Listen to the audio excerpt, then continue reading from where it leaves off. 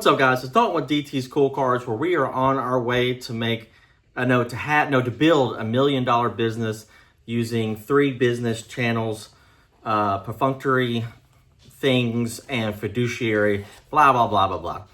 But it is Dalton with DT's Cool Cards. It is Saturday, so it's the day after the. I'm gonna stop saying the Monday or the because I say it wrong every single time. It makes me sound like my dad. I just want to do a quick recap on how the sale went yesterday. There was some good and there was definitely some bad that went with it. So let's just kind of get into the numbers. This will be my second time doing this sale, but my third sale overall. So in 2025, I did $2,600 in sales with 148 orders, 16% of fees, and I sold 1,141 cards, which came out to be like right at 8 cards per order. 2026, I did $4,500 in sales, 58 total orders.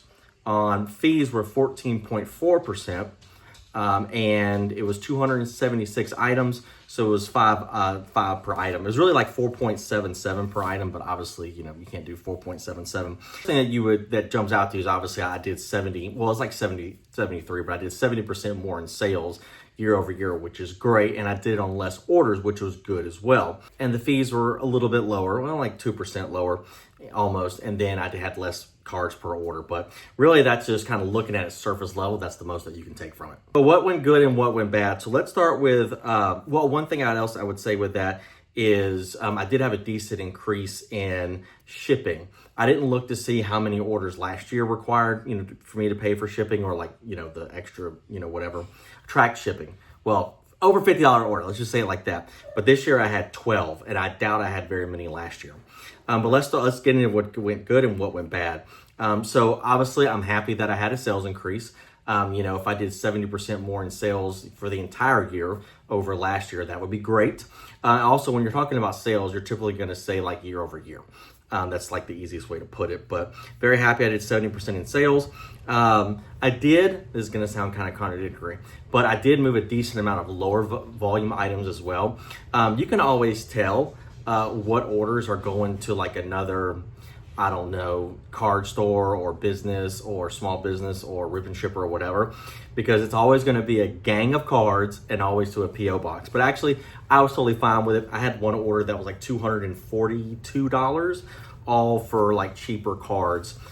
So at the end of the day, I think all those were like 15% over market, so not bad when you have an order of that amount. And then I did have like another few orders that I had to do into 2 PWEs, but I am glad that I moved the lower volume cards. And then I would say just in general, my operations on at least for the single card or the singles, got a lot better. I was a lot more efficient. Especially, I remember last year, like I said, I had 2 crew members, and I mean, we were working like 8 hours or like all day, and we still didn't get all those orders out. I remember the next day I had to get out like 40 or 50 orders, something like that. But today, I mean, I do have a few more orders to get out from yesterday. One is still in processing, so the payment hasn't fully gone through yet. But I also got out some orders from today as well. I kind of got a little mixed up with some of my orders or whatnot. So, and then I'd say another good thing is I moved some of my sealed inventory.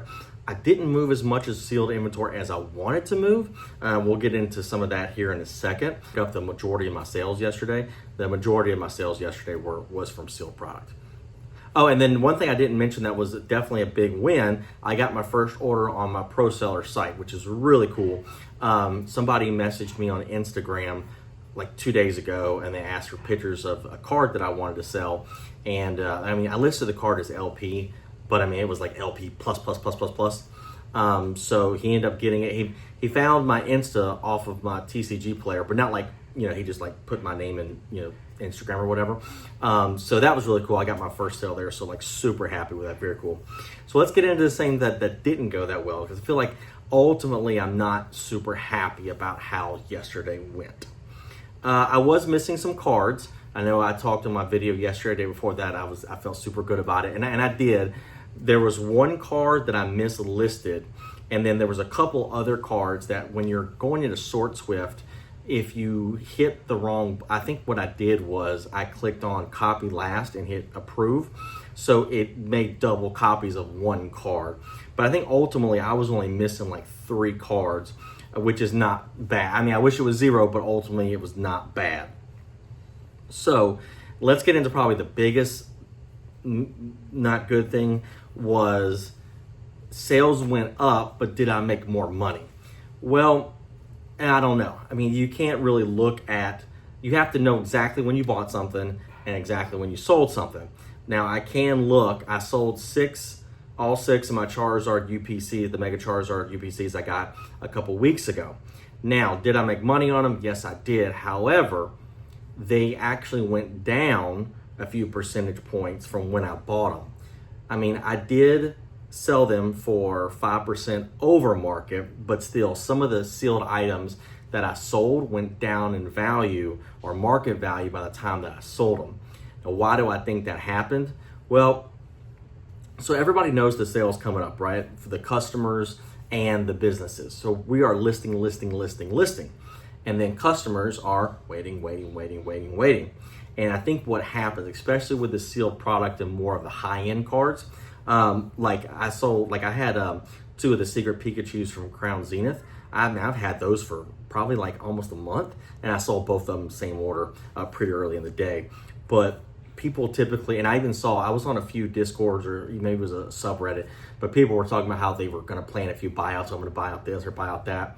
What happens is all this new inventory and lower like market value, or like items that are listed below market value, get bought up very quickly. Like you go looking at like Black Bolt ETBs or the White Flare ETBs I was looking at. I mean, I think 70 of them were sold yesterday. I think White Flare ETBs, 70 were sold yesterday, which was like double or triple the few days before that. So all of the lower inventory gets sold, and then mine that was 5% over market maybe either gets put to market or maybe gets a little under market by the time that it's sold, especially something like a Charizard UPC. I didn't look to see how many other people had, but I had 6 of them, which is a decent amount. So what I should have done is, and maybe I'll start doing this moving forward, is when you list, maybe when I list my sealed, I list sealed on my normal store 10% over market, and then probably on my pro site, I'll probably eventually move to 5% under. I'm still trying to work out how to do all the pro seller site stuff and how to like effectively market it and send people over that way. What did we talk about the other day? It wasn't sales channel. It was, I don't remember what it was. It was sales rolling or sales something. I told you guys I didn't know what that word meant or phrase meant. But ultimately, I don't know how I did on the sealed. And then another thing that I thought was very strange about yesterday is I didn't sell any of my 151 stuff. Well, okay, that's not true. I sold 1 Blastoise, the SIR from 151. But actually, no, I sold that today. I didn't sell any 151 yesterday. I didn't sell any of my promos. I didn't sell any of my sealed promos. I didn't sell any of my 151 tins. I didn't sell any 151. So I really thought that was something that was going to go gangbusters, which is a bummer because, so I have about, I don't know, just in the promos, I have probably like $4,000 in the promos, and then I have another like 25 to 3 in the 151 like seal product, like the tins. So I have like $7,000 locked up in 151 stuff that's not moving right now, and I really thought that stuff would move a lot better, and I really thought I thought I'd run through it, but obviously I didn't. So overall, guys, that's my quick analysis or feedback or thoughts from the May Mayhem sale yesterday. Overall, I freed up some capital, which is something I always talk about how important that is. And when it comes to sealed product, I'm still trying to figure out some things. Shipping kind of kicked my butt. That's another thing. Other than the 10% over market, I should have increased shipping to $8.99. That would have helped out a lot of stuff, because basically if you're doing 5% over and you have to pay a couple extra bucks for shipping, most likely that 5% is going to negate itself, or it's going to at least knock it down to maybe only a couple percentage points over market. And one thing I've talked about before is operations equals dollars. The more efficient you are with your operations, the more money that you're going to make, and the more efficiently you're going to make that money. So I felt like the money that I did make yesterday, I wasn't super efficient with. So that's something I got to get better at. And for me, the time is always yesterday, or the time is now. So it's a little frustrating that I might struggle with something on an operational level when I've been doing this for a couple of years. But I mean, I'm also onboarding new things and trying new things, stuff like that. So kind of take it for what you will. So overall, guys, I'll talk to you guys tomorrow. I think I might have some good news in terms of how some of the Japanese market is going. So I might talk about that tomorrow. But DT Cool Cards out. Talk to y'all later.